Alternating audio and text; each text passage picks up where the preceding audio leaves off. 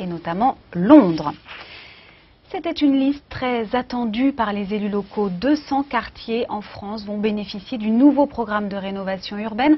5 milliards d'euros sur 10 ans, annonce faite aujourd'hui par François Hollande en déplacement dans le Pas-de-Calais. Dans la région, 58 quartiers sont concernés par ces grands travaux, qu'il s'agisse de cités défavorisées ou de centres-villes dégradés. On revient sur les priorités de ce nouveau plan pour les quartiers dans un instant. Mais d'abord, quel bilan dressé du premier plan de rénovation urbaine lancé il y a 10 ans par Jean-Louis Borloo? Qu'est-ce que ça a changé pour les habitants? Exemple avec Maude de Bohan et Stéphane Lisny. Bonjour, bienvenue au 4000. Donc je vous invite chez moi. Il y a 2 ans, si on avait dit à Ali qu'il serait heureux de vivre en HLM à La Courneuve, au cœur de la cité des 4000, il n'y aurait pas cru. Et pourtant, ce père de famille, chauffeur à la RATP, se dit chanceux. De son logement flambant neuf, il aperçoit le sommet de la dernière barre des 4000 Nord encore debout, tout un symbole. Quand je parle avec des amis qui habitent là-bas, on me dit des fois on vous envie, on t'envie. Quand on voit comment c'est beau, quand tu reçois de la famille, quand tu reçois du monde, tu as un nouveau ascenseur, alors qu'il y en a qui habitent au 13e étage, l'ascenseur est en panne. Officiellement, la rénovation urbaine démarre en 2003. En 10 ans, l'Île-de-France a littéralement dynamité ses quartiers. Les bars et les tours, si symboliques d'un urbanisme de ghetto et de pauvreté, tombent les unes après les autres.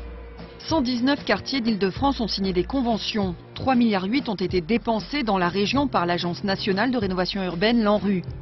Les changements sont spectaculaires, mais suffisent-ils à inverser la donne de l'insécurité ou du chômage? Les habitations ne changent pas les personnes. C'est pas parce qu'on détruit et qu'on reconstruit que forcément les gens vont changer. Donc il y a du changement, mais voilà. À Orly, dans le Val-de-Marne, tout le grand ensemble, soit l'équivalent de la moitié de la ville, a changé de visage. À l'image du quartier des Aviateurs, méconnaissable. Aucune de ces rues n'existait avant, désormais un bus dessert le quartier. Des commerces sont ouverts et si des trafics persistent, ils sont plus localisés et concernent des lieux connus des riverains. Avant, on avait peur, on était à l'intérieur, enclavé, pas de lumière, on avait peur. On a été braqué plusieurs fois, maintenant c'est autre chose, on travaille dans des bonnes conditions. On est mieux, c'est-à-dire qu'on se sent rassuré, l'architecture est aussi pas mal bien conçue, bien pensée. Donc c'est vrai que c'est positif, on va dire, dans l'ensemble. Ici, la logique a pu être poussée encore plus loin qu'à La Courneuve. Des habitants ont pu acheter leur logement. Ces accès à la propriété permettent la mixité sociale. On a réussi à attirer même de nouvelles populations, des populations qui avaient peut-être un peu plus de ressources que les populations qui existaient avant, qui habitaient ici, et qui ont considéré que l'image du quartier avait suffisamment changé pour qu'ils puissent investir ici. Retour aux 4000 à La Courneuve. L'autre objectif de l'ANRU était d'accompagner une renaissance économique. Qu'en est-il? Cette question, nous l'avons posée au maire de la ville, Gilles Poux. En même temps qu'il y a eu tout ce travail de fait, la situation sociale des Courneuviennes et des Courneuviens, et notamment dans ces quartiers, n'a pas bougé, voire s'est aggravé avec la crise ces dernières années. Voilà, on a des taux de chômage qui sont complètement endémiques, notamment dans la jeunesse. On est à 33-34% de jeunes dans des quartiers comme celui-ci qui sont au chômage.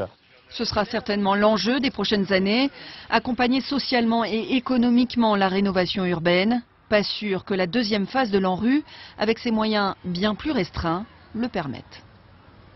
En duplex avec nous depuis l'aéroport de Villacoublay, la secrétaire d'État à la politique de la ville, Myriam El Khomri, bonsoir. Vous étiez avec le chef de l'État dans le Pas-de-Calais pour présenter ce nouveau plan pour les quartiers.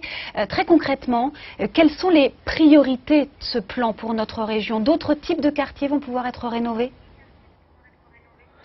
Pour la région Île-de-France, c'est près de 54 quartiers qui font l'objet d'un projet d'intérêt régional. Donc on voit bien, c'est à peu près plus de 30% des projets métropolitains qui vont se tenir en Île-de-France. Il y a des enjeux extrêmement importants. Ce qu'a dit le président de la République aujourd'hui, c'est qu'on n'est pas que sur la rénovation urbaine, on est sur le renouvellement urbain. C'est-à-dire que ce que nous souhaitons, c'est à la fois y installer de l'activité économique, améliorer la mixité sociale avec une TVA à 5,5 pour l'accession sociale à la propriété, et puis pouvoir aussi travailler beaucoup plus avec les habitants en matière de cohésion sociale. Pourquoi y mettre de l'activité économique? Parce que justement, nous souhaitons améliorer la situation de l'emploi aussi dans ces quartiers. Oui, c'est bien ce qui pêchait dans le plan Borloo, l'accompagnement économique et social, quand on voit le taux de chômage de certains quartiers. Donc qu'est-ce que vous allez faire concrètement pour aider les jeunes, notamment dans ces quartiers? Nous avons une convention avec la Caisse dépôt et consignation et avec l'ANRU pour investir près de 600 millions d'euros pour installer des locaux commerciaux dans ces quartiers. Et puis nous avons aussi des modes d'incitation pour le commerce de proximité dans l'ensemble des quartiers prioritaires, pas que dans les quartiers concernés par la rénovation urbaine, où justement il y aura une exonération des impôts fonciers pour les petits commerces. Nous avons beaucoup de talent, beaucoup de créativité dans ces quartiers, des âmes d'entrepreneurs, et donc c'est aussi ça que nous souhaitons mettre en œuvre. L'enjeu est très important. C'est très important quand même d'améliorer le cadre de vie. On l'a vu dans votre reportage, ça rapporte de la dignité, ça donne envie à des gens de rendre visite à leur famille. Je crois que c'est aussi extrêmement important. Néanmoins, est-ce que la rénovation urbaine améliore la situation sociale des personnes? Non. Donc l'enjeu aujourd'hui, c'est d'avoir une vraie attractivité dans ces quartiers, et c'est pour cela que le développement économique doit y participer. Mais 5 milliards sur 10 ans, on est loin du premier plan où il y avait presque 4 milliards rien que pour l'Île-de-France. Est-ce qu'on n'est pas en dessous des enjeux? Alors, pour être tout à fait précise, le premier plan, c'était 12 milliards d'euros. En 2012, il y avait un tiers de ce plan qui avait été financé. Depuis 2012, tous les ans, nous décaissons 1 milliard pour le précédent plan. Donc le premier plan de rénovation urbaine va se poursuivre jusqu'à 2019. Vous le savez, il y a beaucoup de projets qui ne sont pas encore finalisés. Mais en même temps, nous lançons le deuxième plan de rénovation urbaine. Donc si on comptabilise les deux enveloppes, nous sommes vraiment sur quelque chose d'extrêmement fort pour l'Île-de-France, quand même près de 30% des quartiers métropolitains. Et puis, il y a une enveloppe également de 170 millions d'euros, en plus, dans le cadre des contrats de plan État-région, pour qu'avec la préfecture, les élus locaux et la région, nous définissions des projets d'intérêt régional. Myriam El Khomri d'avoir répondu à nos questions. Il est